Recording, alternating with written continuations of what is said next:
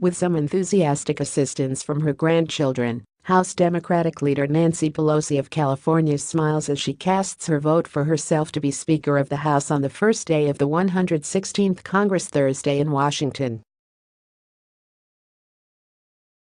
J. Scott Applewhite AP, by Christian Fong January 4 at 7 a.m. Representative Nancy Pelosi, D-Calif,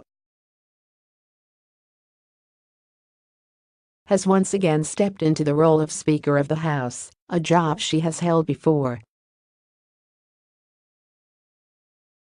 Before she could claim the gavel, anti-Pelosi factions within the House Democratic Caucus forced her to promise to step down after 4 more years in the position.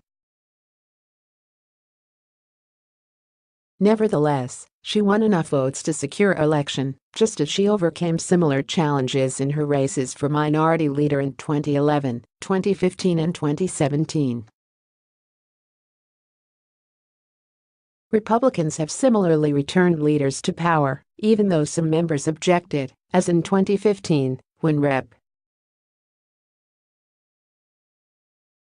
John A. Boehner, R. Ohio, likewise narrowly secured re-election as House Speaker, despite dissent. Why do the political parties tend to re-elect leaders despite persistent opposition from their ranks? Parties make a critical trade-off. They empower strong leaders to advance the party's agenda. But those leaders are then harder to remove because they can exploit the position's powers to buy off dissenting party members and keep the job. Is Nancy Pelosi unpopular because she's a woman or because she was Speaker of the House? This is what my research shows. My research uses game theory to understand why legislators write rules that make their leaders difficult to remove from office. I support my claims by comparing my predictions to patterns of leadership transitions over the past 150 years of congressional history. Parties face a dilemma when writing rules. If the rules weaken leaders, for example, by taking away their right to nominate members for the Rules Committee, those leaders may not be able to pass important parts of the party's policy agenda. But if the rules make leaders powerful, it becomes harder for opponents to challenge them, even if a large faction prefers new leaders. Since the early 1990s, both parties have decided in favor of having powerful leaders who are difficult to remove. A variety of factors shape this decision: increasing ideological unity within each party, rising polarization between the parties, the greater importance of the president in making laws, and more intense competition between the parties for control of the chamber in the next election. How does Pelosi maintain power? House chamber and Democratic rules grant party leaders influence in virtually every important organizational decision made in the House.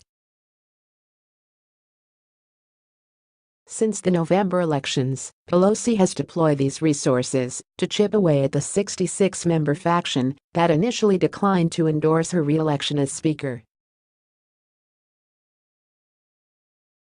That included creating a leadership position for Representative Barbara Lee, reviving the House Administration Subcommittee on Elections for Rep. Marcia L. Fudge to chair, and promising the Problem Solvers Caucus, a group within the House that advocates bipartisan cooperation, that she would let moderates share control over which bills and amendments come to the floor for a vote. Pelosi's entrenchment echoes that of Boehner, 2011-2015. The Ohio Republican used his control over committee assignments and appointments to various leadership offices to co-opt every GOP House member who could plausibly have challenged him for the speakership. To be sure, Boehner never tamed the fractious members of the Tea Party movement. He ultimately chose to retire to avoid a government shutdown. Still, no credible challenger ever ran against him, suggesting how firmly Boehner neutralized potential rivals. Past partisans often preferred weaker leaders. Parties have not always resolved the trade-off in this way. Throughout most of the 20th century, the rules made party leaders weak enough to remove from office, even though this limited their ability to impose party discipline. As a result, leaders did not enjoy the control over committee assignments, the congressional agenda, or the choice of committee chairs that they have today. Only the most exceptional leaders, such as Speakers Nicholas Longworth, R. 1925-1931, and Sam Rayburn, D. 1940-1961, won de facto control over these resources.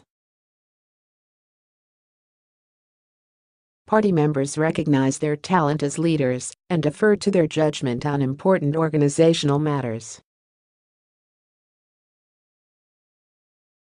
With leaders deemed less worthy, partisans successfully deposed, sidelined, or pressured into retirement. Speakers such as Charles Halleck, R. 1959-1965, Frederick Gillette, R. 1919-1925, and John McCormack, D. 1962-1971.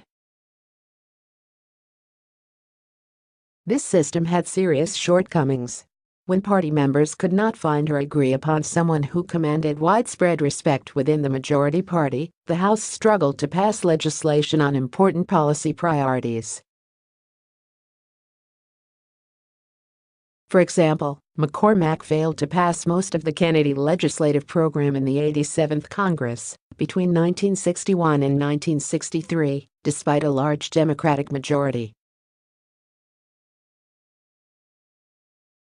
As parties became more ideologically unified and the competition between the parties became fiercer, this drawback became unacceptable.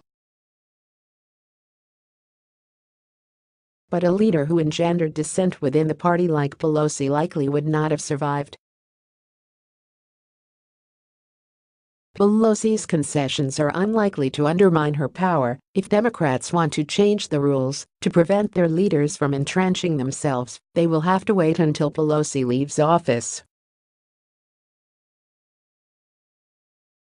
Since Pelosi was elected House Minority Leader in 2006, she has used her tremendous power to render harmless the few concessions she has had to make to her party. Consider the rule changes to which Pelosi reportedly agreed. The changes guarantee bills and amendments that have substantial bipartisan support will be brought to a vote. Pelosi would be obliged to bring to a vote any bill that can attract 290 co-sponsors. But that is not a significant change. The rules already enable a coalition of 218 legislators to pass a discharge petition that would compel a floor vote. The new rule would hardly make a dent on the leadership's power to set the agenda. The other promised changes have such large loopholes that Pelosi still has full discretion over what will and will not receive a vote on the House floor.